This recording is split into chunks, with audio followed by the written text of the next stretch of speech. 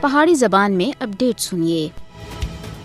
بھارتی فوج اور بدنام زمانہ تحقیقاتی ایجنسیاں آزادی دی آواز کو چپ کرانے دے واسطے بڑے پیمانے دے اتنے مقبوضہ جموں کشمیر دے اندر چھاپاں دے دوران کشمیری نوجوانوں کو گرفتار کر رہی ہیں۔ ان گرفتاریاں دا مقصد آزادی پسند کشمیریوں کو خوفزدہ کرنا اور انہاں کو دبانا ہے۔ اپنی تازہ گرفتاری دے سلسلے وچ بھارتی فوجیاں سن مقبوضہ جموں کشمیر وچ بڑے پیمانے دے اتنے بے بنیاد اور جھوٹے کیساں دے دوران درجناں اور نوجوانوں کو گرفتار کر کے دا ہے۔ مقبوضہ جموں کشمیر وچ لوکاں دی منمانی گرفتاریاں دے واسطے کالے قوانین UAPA PSA جیسے سخت قوانین دا استعمال کیتا جا رہا ہے۔ بھارت کشمیریوں دی غیر قانونی حراست کو اور زیادہ لمبا کرنے دے واسطے سخت قوانین دا بے دریغ استعمال کر رہا ہے۔ کشمیریوں کو حراست وچ لینے دے واسطے انسداد دہشت گردی دے قوانین دا استعمال کیتا جا رہا ہے۔ کشمیریوں دے آزادی دے جذبات کو دبانے دے واسطے بھارت دا ظالمانہ رویہ 5 اگست 2019 تھے بعد وچ اپنے آخری کنڈے دے اتنے پہنچیا ہوا ہے۔